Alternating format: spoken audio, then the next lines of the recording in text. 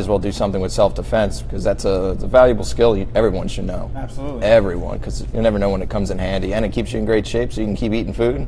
Like, that's one of the good things in life, is eating plenty of food. So if you have to work out, do something fun.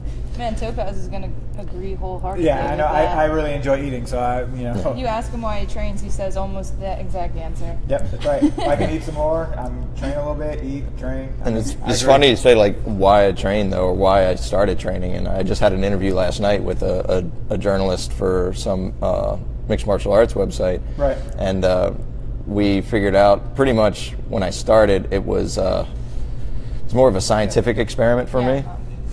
To just explore the realm.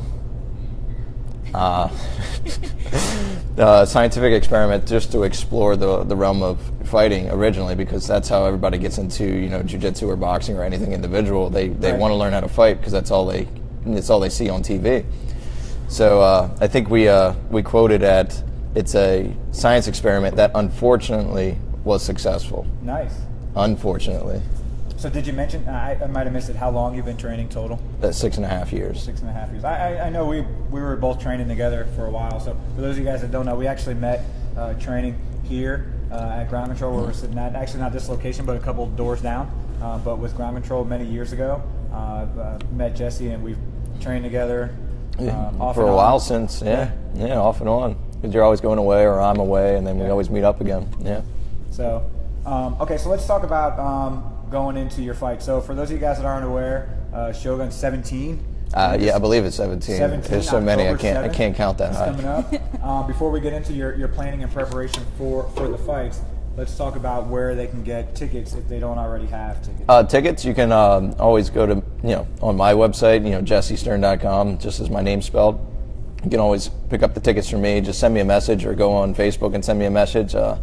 For anybody that doesn't know, the tickets that I sell, I get a small percentage of. But if you do not want to take that route, you can always go to shogunfights.com, get them through there, get them through Ticketmaster, and those are also valuable options. So how long have you been fighting on Shogun Fights? Oh, it's about 3 years, 2.5 years. I don't know. I haven't really done the math, but I've done 6 shows for them so far. This will be the 7th, so at least twice a year. So yeah, it's been a long time. It's a good show. It's a very good show. As far as like popularity, like in-house viewers, about 5,000. It's a lot of people. Nice. It's a lot of people watching. It's one of the bigger shows around. It's a really fun event to go to and attend. And no, I know. I'm interested in being there for this one. I've missed quite a few of them. I went to the first one, and then maybe the third one, and then I missed like all the rest in between. It's a really good show. I mean, even from the fighter's perspective, like everybody loves watching fights. Especially there's usually a lot of knockouts, which it's fun to watch that as well. But as far as behind the scenes, it's ran very well. I've been to many other shows, and Shogun, they think of all the details you need. You don't want for anything in the back. That's awesome. If you need ice, it's there. If you need some kind of snack, it's there. So no complaints on that end. It's a good show. Very good show.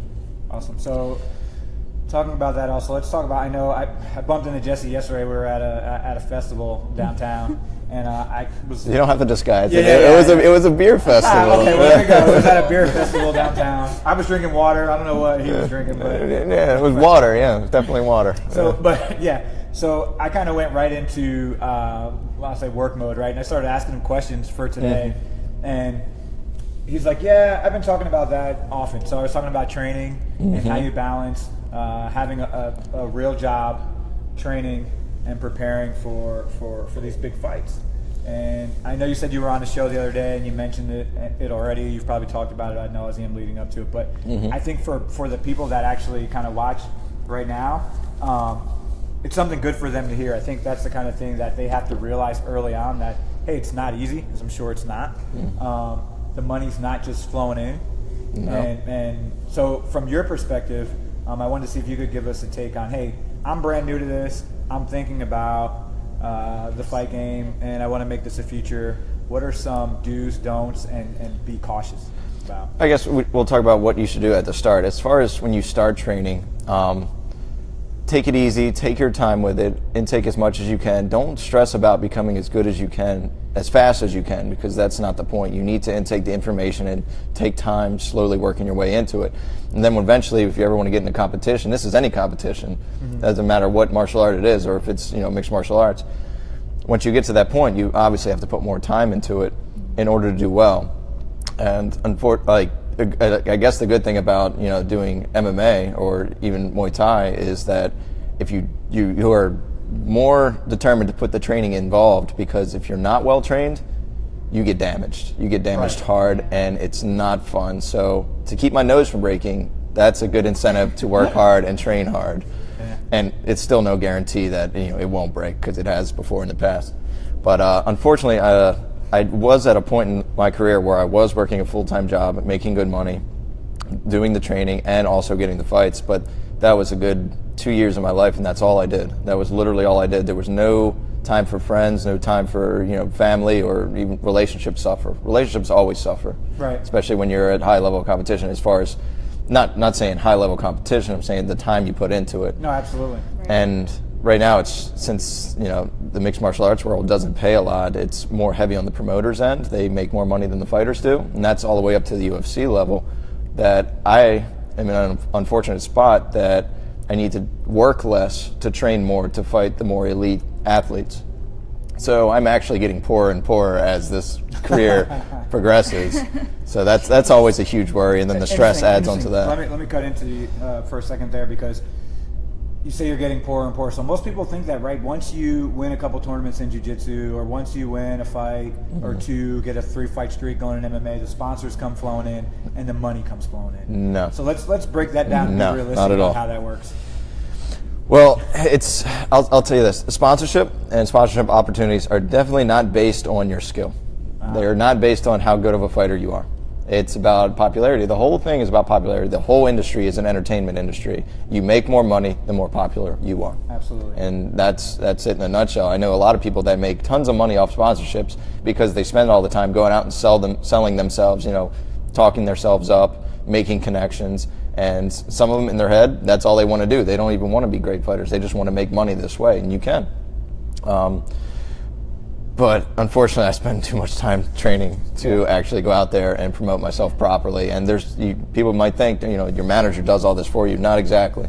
Yeah, each piece, I would say, for you is going to take extra effort for you. So then it's like how you designate your time between those things. Exactly. There's only so much time in a day, and you have to choose what you put your time into. So do I want to spend my time, documenting, taking pictures of the fact that I'm training so that way I can publish it and get more opportunities for sponsorships? Or do I just want to grind out this training and not be focused on whether it looks pretty or do I want to win, and do I want to not get hurt? Do I want to smash this guy, or do I want to make a little bit of extra cash and maybe lose? And from a jiu-jitsu perspective, right, if you're training for, let's say, Worlds, right, and you know that there's going to be hundreds of competitors, right, or even maybe let's say there's 60 in your weight class or whatever, and let's say you're getting paid by sponsors to wear patches or to wear their gear or whatever.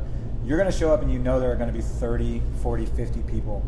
You could potentially train for, I don't know, what your typical training is, if it's 6 weeks, 8 weeks or whatever. You're training, you're working less, or you're beating up your body, and someone could bail out on you the day before the fight. It's happened many times. Like Rollo was talking the other week, the guy bailed out not 10 minutes before, and then they found him. He actually agreed to go back, so they recalled the names, and then he didn't show up a second time. He didn't put that part in last week. Wow.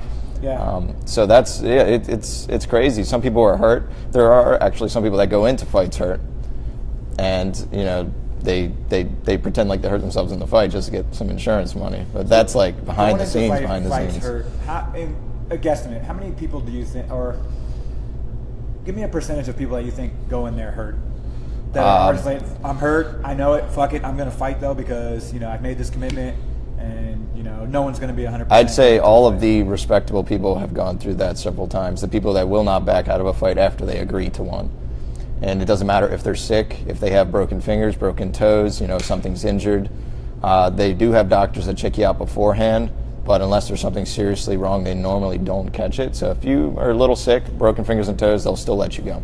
Yeah. All so right, we got our first question. What's the question? Is it for me? I hope so. It's not for you, Topaz. No.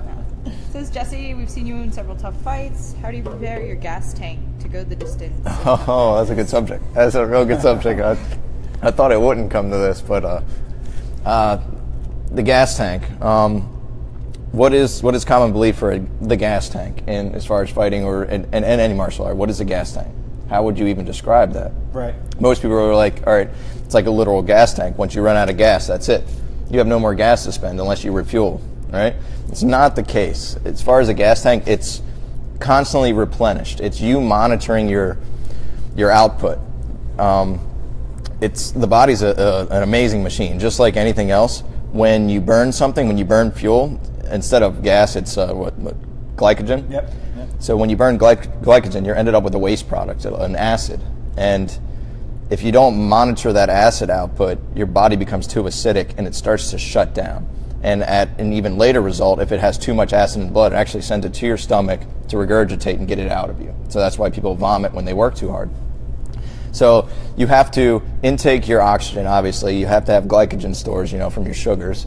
And then after the burning, you have to figure out a way to deal with the acid. And the acid will go through your bloodstream into your liver and get filtered back in and gets transferred back into energy. Now, that's my whole training for the gas tank, is making sure that system works as efficiently as possible.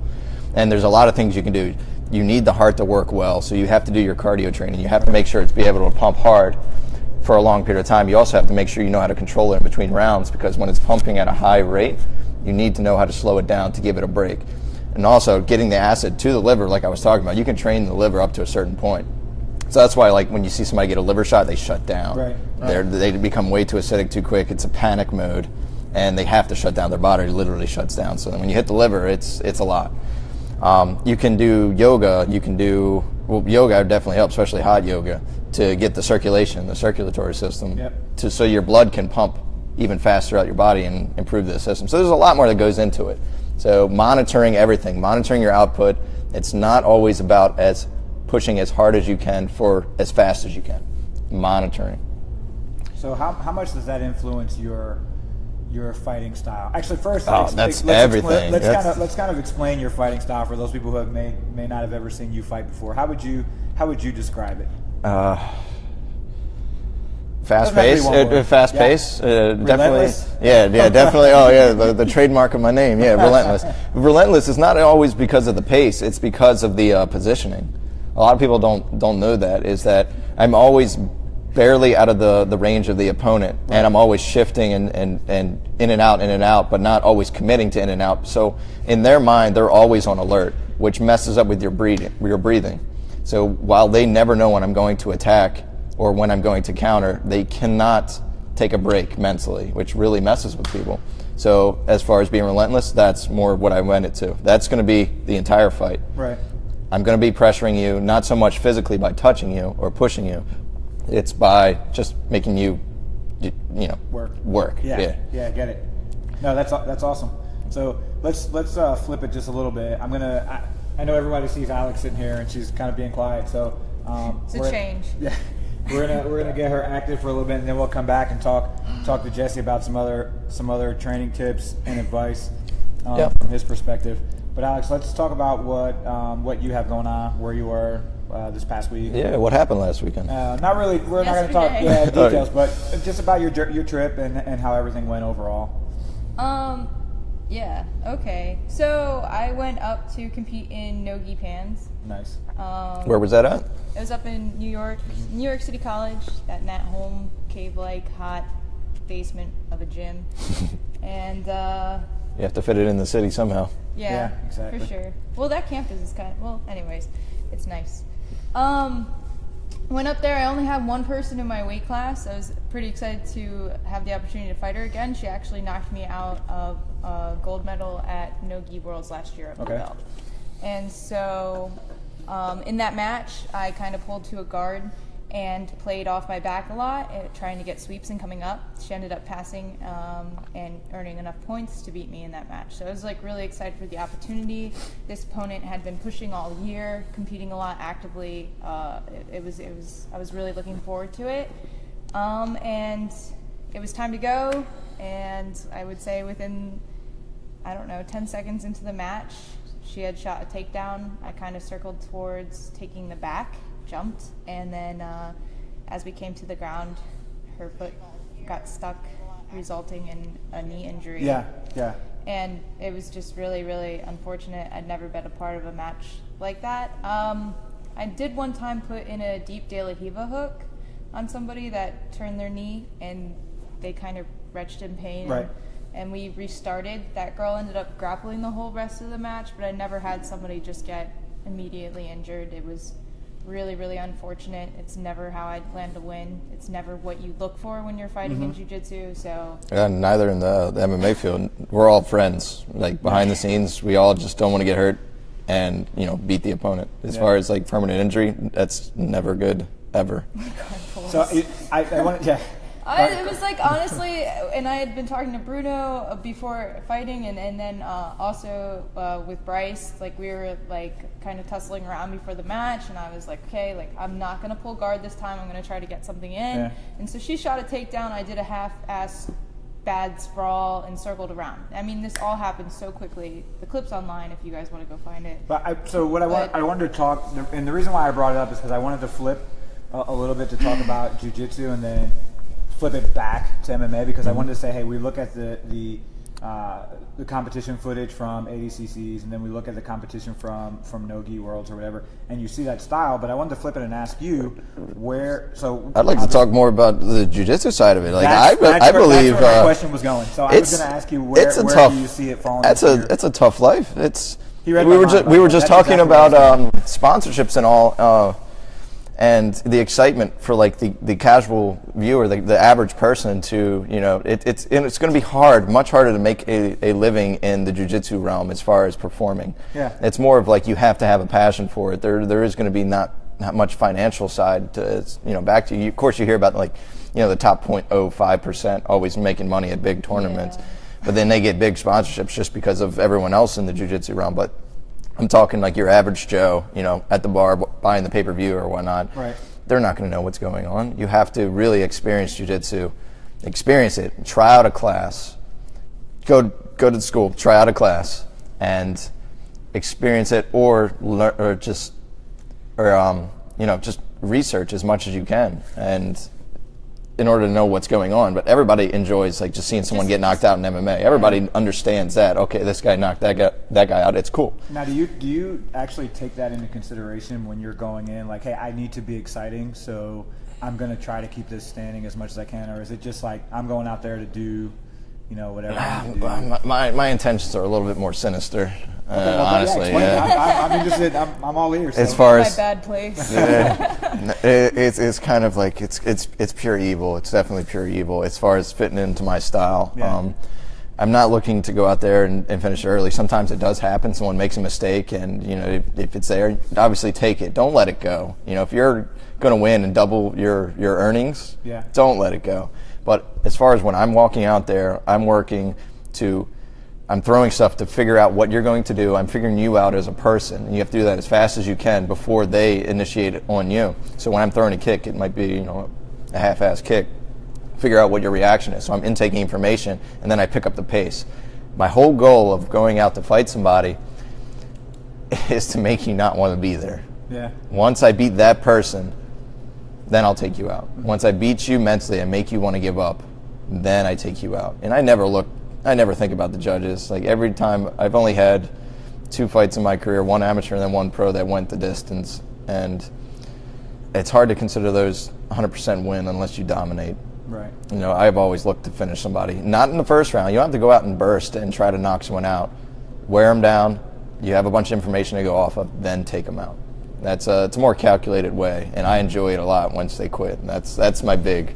That's the candy. Yeah. That's the good prize at the end. So you talked about like going in and trying to figure your opponent out. So we see it now in jiu-jitsu more, where when guys look at the brackets, they say, I'm going to Google his school.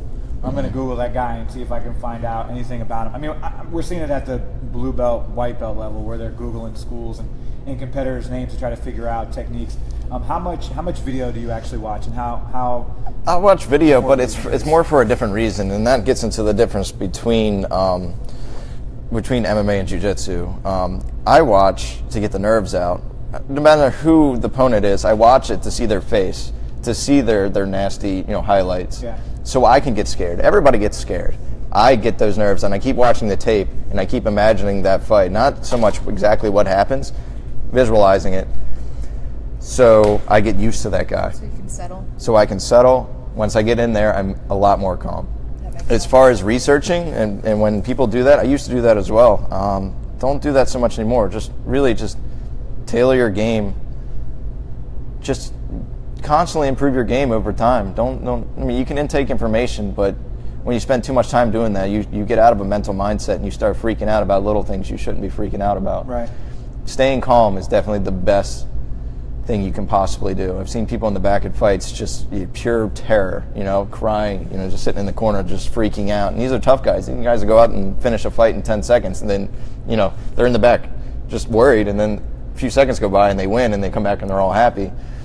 Just don't worry about it. Don't go back feeling confident. Don't go in the back thinking, you're going to go out there and die. Don't think about any of that. Think about kittens for all I care. Just go out there. That'll be your best performance by far. Yeah. Enjoy the process. Go out there, perform, accept whatever happens. And the same thing about win or lose. I had a guy at WK's the last weekend. He, right before he walked out, he's like, I got to win. I'm like, why do you have to win? Why? If you go in thinking you have to win, there's too much pressure right there that's going to actually affect your game. Don't think about that. Enjoy it. Never be worried about winning or losing, especially in jiu-jitsu when you compete that much. Yeah. If you're going to lose, everybody loses. Like, Floyd Mayweather's still not the best. He has a good record because, he is good. He's very good.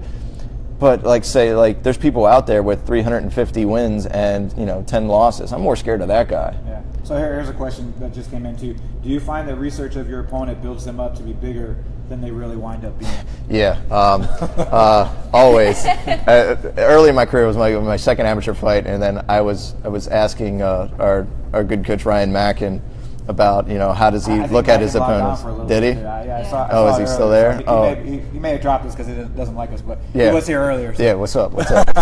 Then he told me, it's like every time I hear about an opponent, he's got 6 arms for all I know. Like, that's what I'm thinking. I'm thinking he's got 6 arms and I have no idea what to do. What did I get into? And that's how everybody feels. They're always going to feel like that person's way better than they think they are. But I'll tell you this. I always recommend going and fighting somebody way better than your caliber, or going to train with somebody way better than you, because then you realize everyone's human. Right. Everyone is the same. They all have the same, personality, reaction. Everybody's human. They make mistakes. Don't look at them as a god, because it's going to hurt your game. Just perform the best you can against them, and that's helped me. I've always had better fights against better people. The better they are, the better I do. Pulls it out of you. Yeah, it pulls it out of you. So is there a panic mode moment all the time? Yeah. Oh my God. I mean, late in the fight, and you're like, okay, this is more like early in the fight, because after the reactions happen, that's the good thing. That's another thing that keeps me calm in the back and while walking out is the fight or flight that everybody's always talking about. Yeah. It's there, but when they lock the cage, there is no flight. What's worse, tapping out? Am I going to tap out and give up right then and there before the fight even starts? No, that's just like social suicide. You're never going to do that, even though you're scared. Because when the ref asks you, "Are you ready? Are you ready?" In your head, you're like, "No, I'm not ready. Yeah. I am definitely not ready for this." Because it's just not that normal to be put in a cage against another person. So how do you? This is another question that came in, but it kind of parlays right off that. How do you keep your mind set? And how do you think about, or do you think about winning, or just your strategy, and plotting ahead with this is what's the game plan? Neither. I never think about winning. When you think about winning, that pressure game comes up, and especially if you might think you're losing. I've seen people in fights think they're losing, and they're obviously winning because we get the outside view, and you feel like you're just not doing so well in there. I've seen that happen. As far as keeping to the game plan, if you're thinking about the game plan in there, in my opinion, you didn't train enough. Right. The point of training is get it to the point where it becomes a part of you. You're just going. Everybody's talking about the red layer and the black layer of consciousness, and even if you're knocked out, you're still doing it. You need to have it drilled to the point where that's it. And you shouldn't really be thinking at all. You should be analyzing it and intaking information. That's why I suggest doing, say, a basic 1-2 over and over again till you literally don't think about it anymore. When people are holding pads and they say do the 1-2, I don't do voice commands anymore. I just do off of reaction. Yeah. Boom, boom. If you do that enough, you don't have to think about what you're doing. If you're thinking about what your body's doing, you've already lost. I think that is so. I think that is. You're behind. Yeah. That's so important for jiu-jitsu as well. We talk about it all the time. It's all these things that you're saying are definitely views. There's so much shared opinion that you have with the way you think about fighting, and I know these are conversations we've had, just before, just casually, because we can relate on that level. But yeah, they totally overlap in that way. They're all the same. All Yeah. martial arts are the same. They might look different, but they have the same principles. It might be just on a different playing field. But like coming out, thinking about winning instead of thinking about like, I like to just think about doing my best jujitsu, you know, like, and then whatever happens. And then like training with opponents that you know are better, obviously, that's something that I try to do every single day here.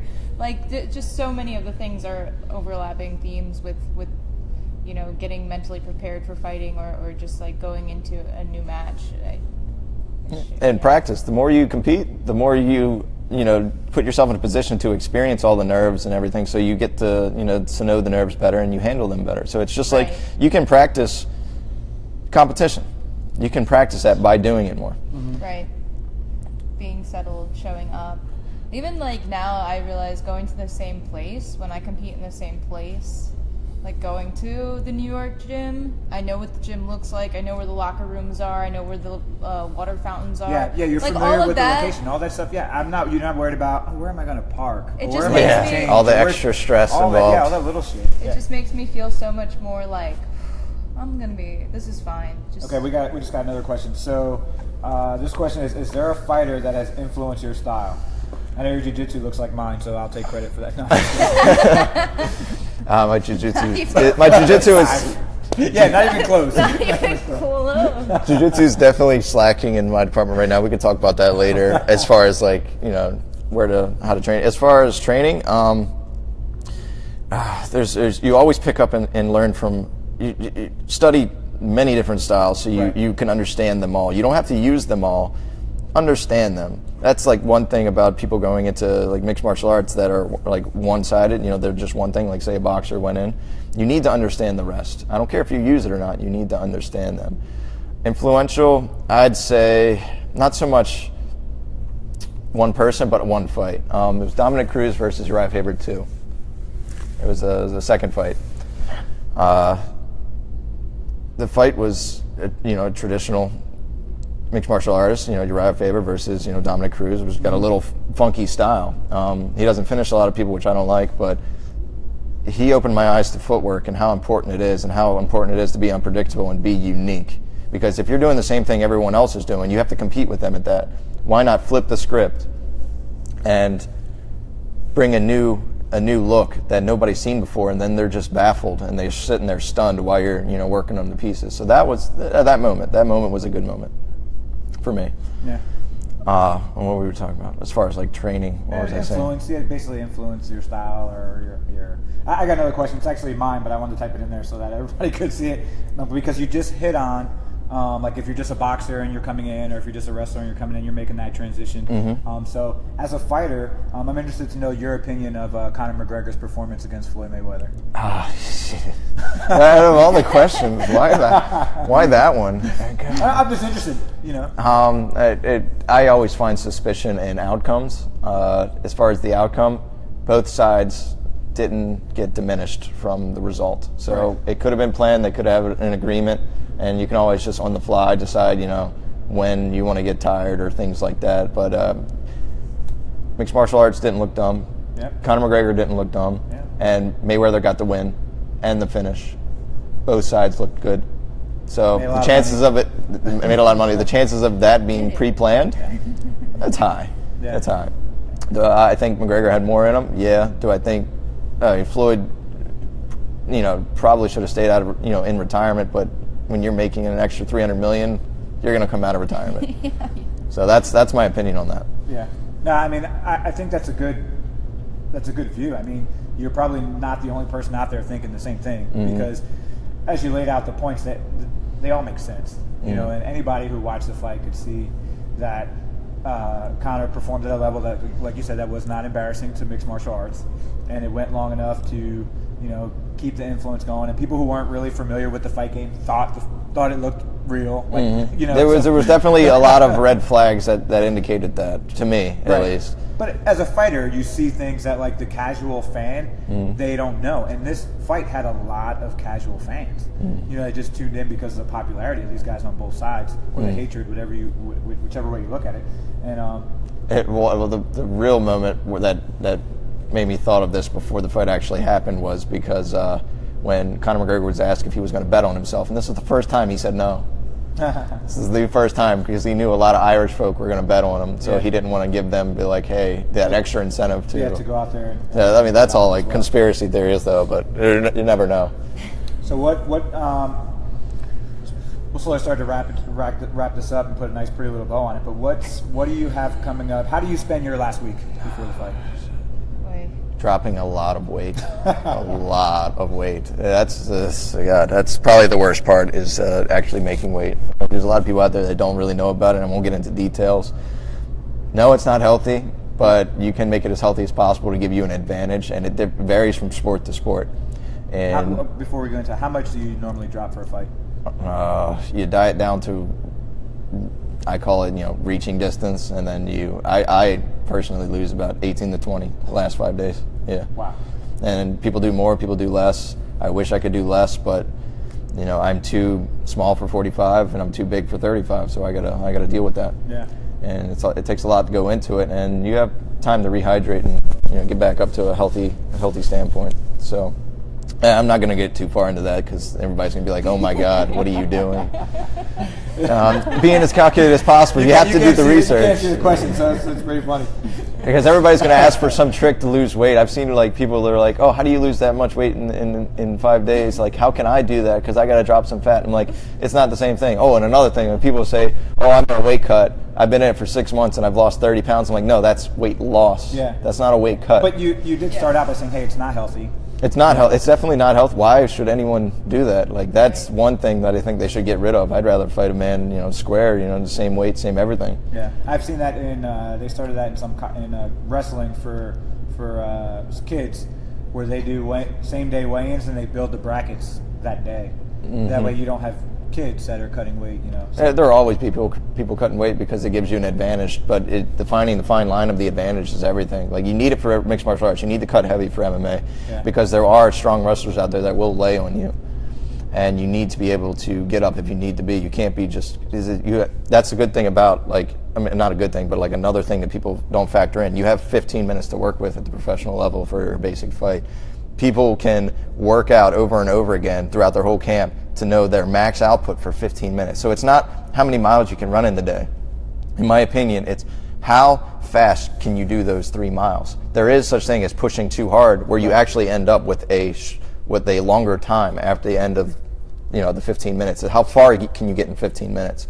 So there is a certain pace where you can keep that up, and they know the exact amount of output. So they'll sit there and squeeze you for the entire time, and you have no say in the matter. So you have to cut a lot of weight for that. As far as boxing and kickboxing, don't cut so much because they're not going to lay on top of you. And as far as jiu-jitsu, you have to weigh in and then go perform. So don't do water cuts. Just diet as much as you can, and I usually it's been a while, but when I do jiu-jitsu competitions, don't cut any weight. Just walk in there as is. Yeah. Obviously, if you have 1 pound to lose the pound. It's like you go take a leak or something. Yeah, that's where I am with the jiu-jitsu weight cutting. Don't cut weight for jiu-jitsu. Just train. That's the best you can do. So let me ask you, let's talk about, I don't want to say tradition, but what's your routine leading up to the fight, like this last week? What are some things you have to do leading up to the fight?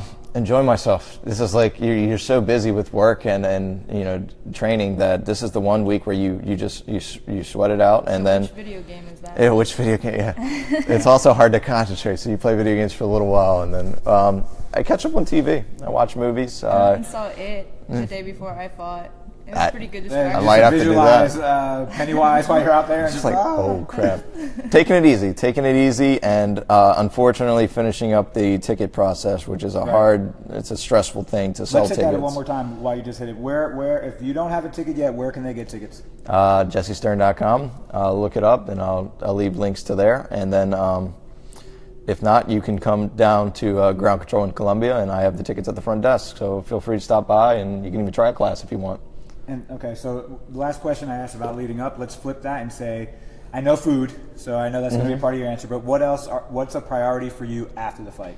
Can't say food. After the fight. After the fight is over. That's food. Food is beer. Food is life. Food is life, definitely. Having free time. Everybody wants to get back in the training, but you need time away. Like you spend all this time, drilling to the point where you're doing it in your sleep, and it actually messes with your sleep. Unwinding, When you get, especially like as far as your athletic performance and your body performance, I'm running on, high octane right now. I'm on, NOS, if anybody has seen Fast and Furious. Yeah. You can't keep up like that forever. You need to unwind and go back to a normal level. So normalizing, that's the first thing, both mentally and physically. Enjoy yourself. Go to the movies. Get used to doing nothing and try not to feel guilty for doing nothing. That's the hard part. Yeah. When you train so much, you feel guilty for taking a day off. Rest days are the most important day. Make sure you have multiple throughout the week. Don't burn yourself out. Injury's the enemy. And I mean, fortunately for me, I haven't had many injuries, knock on wood. Because of that, there is a fine line of overtraining and not overtraining. Yeah. Find it. So, guys, I know I said this earlier in the show. I know we're talking about mixed martial arts and Jesse's fight coming up, but as Alex pointed out earlier, all of this translates to jiu-jitsu, whether you're competing at the local level or at the world level, or submission only, gi, no gi, it doesn't matter. But everything that Jesse's hitting on with the training, the recovery, the dieting, the nutrition, it all translates to both sides, and it's all really and it's research. It's research. It's not just coming in and doing the work; it's doing the extra work. That's one of the reasons I've been so successful is because of the extra work put in. You have to go and research, not just whatever a popular person is doing now, whatever they suggest. Because, like, let's say, like the sugar diet or the no sugar diet, that's out. That's out right now. It's on its way out. People cut out fat, and they were like, "Fat is the reason you get fat." I'm just using this as a demonstration. Like, Gotcha. There's always people on a new fad. You need to take like 10 different research items, 10 different articles, find a correlation between them all, then research that correlation even further. It's always going to be changing. You need to do your own research. You can't just accept what other people are doing. You need to believe it. That's the biggest thing as far as like from when I started training in all aspects. The biggest change from when I started to now is getting rid of doubt. What everybody showed me was correct, mostly. And what everything that was out there was correct. But I wasn't sure of it. Now I'm sure of it. That's why I fight much better. Right. Because I know this is the right way. I know this is that. I know this does that. No doubt. That's the biggest thing. That's awesome. Well, get rid of doubt. Thanks for coming on, man. Thanks for taking time to sit down with us. No problem. You have any Invite me back. Of course. Do you have any shout outs you want to give or anybody you'd like to say hello to? Let's do the three main sponsors real quick. Absolutely. Stirn's Garage, Family Garage. They'll help you out. It's on the west side of Baltimore. Flue Masters, the company I work for, sweeping chimneys, and it's coming up that season. If you need a chimney swept, look at my website. It's there. I'll be knocking on your door and singing the chimney song from Mary Poppins. So if you want that, give them a call. And Baltimore T-shirt Company, they've helped me out a lot. They're actually a new batch of shirts coming out that will be hopefully by the ground control booth. So stop by Ground Control booth and maybe sign up for a class. Yeah, if you head over to the Workplay Obsession Life in Jiu-Jitsu and that'll all Facebook be next page, you guys will see. Is that actually what the shirt's going to look like? The symbol that I have on there? The gray one, the new gray one. Yep. Absolutely. So if you head over to the Workplay Obsession Facebook page, you'll see a photo of the T-shirt design. So if you reach out to us, or we can get you in touch with Jesse, and we can work it out to get you one of the shirts. So it'd be awesome that you're actually at Shogun Fights. If you really want to support the fighters, get the shirts. Yeah. They don't make much off of ticket sales. Shirts, help them out even more, and you get a nice shirt to prove it. Alex, what else you got going on? Give you a chance to give a shout out to your sponsors before we head out. Shout out to Lanky, always. They're awesome. They just recently came out with these new red no-gi shorts that are the bomb. We're about to take some pictures of them. Nice. You might not know that. But, yeah, they've been awesome. They helped me to get to no-gi pans, and they've just always been supporting me. I'm going to try to see if I can set up one of these super fight things. But if I can't, then I'm going to be chilling on the competitions until next year sometime, taking time off. I really want to go back in, work my different things. Yeah, so, learn, grow, take that recovery time that Jesse was talking about. Absolutely. So I'm going to try to make time slow down a little bit. I've been commuting a lot more lately. I moved recently, and it causes me to drive like over 3 hours a day to get my training in. And so now I'm going to be just kind of trying to enjoy it more. And there's so much more to talk about. It's all flowing in my head. Please invite me back, and we'll have another juicy session. So please. We're going to have Jesse back after the fights, and we're going to do a quick rundown of the event. Then we'll talk about If I don't ask Bryce this question, I think his head will blow up. So I'm gonna ask it. Would you rather fight 2 TJ-sized Elijahs or 1 Elijah-sized TJ? TJ Trent, that is. He's talking. Yeah, about. TJ Trent. I think he knows. Yeah. Would I rather fight? That's both scary situations. Neither, but seeing 2 mini Elijahs coming at me, that's also pretty scary. Yeah. 2 TJ sized. Yeah, 2 mini Elijahs, or 1 big TJ. I'd probably fight the big TJ because that's less to worry about. Yeah. So as we kind of wrap up, I've got a few things. So one, we still have shirts. Alex has one on. I got one on Workplay Obsession. You can head over to the website, workplayobsession.com, Facebook, Workplay Obsession, Life in Jiu-Jitsu. We're on Instagram. We're on Snapchat. We're everywhere. Second, I want to say thanks to Rocky's actually here. You guys can't see him. He's off camera, but thanks for letting us use Ground Control Columbia to shoot this. Also, Trap BJJ, where this is streaming from, guys. Elite level instruction. Black belts from around the world providing video instruction. You can download it on Android, iPod, iPhone, computers, whatever you want. Take it with you. Watch it. Get better. Use our code WPO50, WPO50 for 50% off for 12 months. And we'd really appreciate that. I think that's it that we have going on. Oh yeah, if you wanted to get yourself a pair of those lanky shorts, you can use Alex GC for 10% off. There you go. On that lanky page. Alex GC on the lanky page, correct? Yeah. Awesome. So before we wrap up, guys, any last questions? We got I don't know. We have time, but any last questions, we'll answer them before we shut off. Yeah, we'll just sit here talking amongst ourselves. Yeah, we're going to be sitting here talking amongst ourselves anyway. I hope for more questions. We're getting to juicy Jesse doesn't want to go. juicy details that are on my mind. God. So, but the plan is, guys, after October 7th, we're going to bring Jesse back, and the plan is there. So start putting your questions together now, and we'll be ready. Tell your friends. Yeah, so he wants to know, what do you mean? I don't know what you mean by future. My future in kickboxing? Just making statements. Yeah, that's a statement, not a question. But future? There we go. Do I have a future in do you have a kickboxing? future in kickboxing? I hope so. Like I said, I've been to Thailand. It wasn't for long enough. I enjoyed my time. It's there's nothing like it. I'm talking with the music. That's just Muay Thai. But as far as kickboxing, I consider it close to the same in my mind as far as competitiveness. Yes, I want to get into that side of the field. Just MMA, you get hurt less, and it pays more for now. Awesome. Oh, I do want to give one last plug. I know that since we're sitting in Ground Control Columbia, I don't know how many of you guys out there know Coach Mackin, who's up at Owens Mills, but he just started a new takedown clinic that's running on Sundays, I believe. If you head over to the Ground Control Owens Mills page, you can check that out, get that information there, or hit them up on Facebook. Really good opportunity. And he's got knowledge in both, extensive wrestling knowledge and jiu-jitsu knowledge. So as far as how that works together, he would be the one to ask. Cool. So last comments, alibis? I was going to say that I think he's setting it up to also benefit the fighters that are trying to get out to Europeans this year too. So I think that's just a really overall good opportunity to take advantage of. So. Okay. Alibis? No, all right, good. guys, We're that's good. all we have for today. So until next time, thanks for dialing in. Keep grinding.